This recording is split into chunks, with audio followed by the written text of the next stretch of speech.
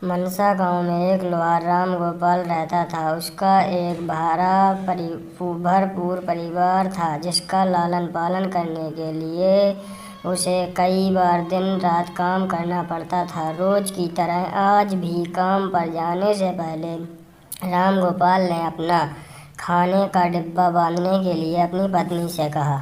पत्नी जब डिब्बा लेकर आई तो राम गोपाल ने कहा, मुझे आज आने में देर हो जाएगी, शायद रात को ही आऊँ। इतना कहकर राम गोपाल अपने काम पर निकल गया। काम पर जाने का रास्ता एक जंगल से होकर गुजरता था। वहाँ जैसे ही राम गोपाल पहुँचा, उसे कुछ आवाज़ सुनाई दी।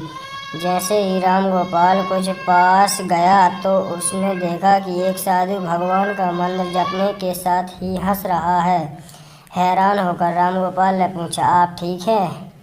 उस साधु को राम गोपाल नहीं जानता था, लेकिन साधु ने एकदम से उसका नाम लेकर कहा, आओ राम गोपाल, भूखा हूँ, मुझे अपने खाने के डिब्बे से कुछ खिला दो।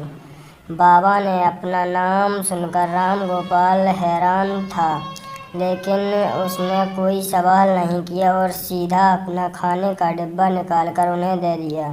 देखते ही देखते बाबा ने राम गोपाल का सारा खाना खा लिया। उसके बाद उस साधु ने कहा, बेटा, मैं तो सारा खाना खा गया, अब तुम क्या खाओगे? मुझे माफ़ करना। राम गोपाल ने कहा, कोई बात नहीं बाबा, मैं काम के लिए बाजार जा रहा हूँ, तो मैं वहीं कुछ खा लूँगा। बेटा, मैं तुम्हारा इंतज़ार कर रहा था। मैं यह सुनकर उस साधु ने राम गोपाल को खूब आशीर्वाद दिया और भेंट के तौर पर एक हथौड़ा दे दिया। राम गोपाल ने कहा, आपका आशीर्वाद काफ़ी है, मैं इस हथौड़े का क्या करूँगा? इसे आप ही रखिए। साधु ने जवाब देते हुए कहा, बेटा, यह मामूली हथौड़ा नहीं है, यह एक जादुई हथौड़ा है जो मेरे गुरु ने मुझे दिया था और अब मैं तुझे दे रहा हूँ, क्योंकि तुम्हारा दिल साफ है। इसका इस्तेमाल अच्छे कामों के लिए करना और किसी दूसरे के हाथ में इसे कभी मत जाने देना।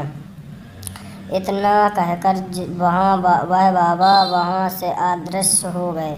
राम गोपाल अपने हाथों में हथौड़ा लेकर बाजार काम करने के लिए चला गया और औजार बनाने से पहले उसके दिमाग में आया कि आज इसी हथौड़े से लोहा पीटता हूँ।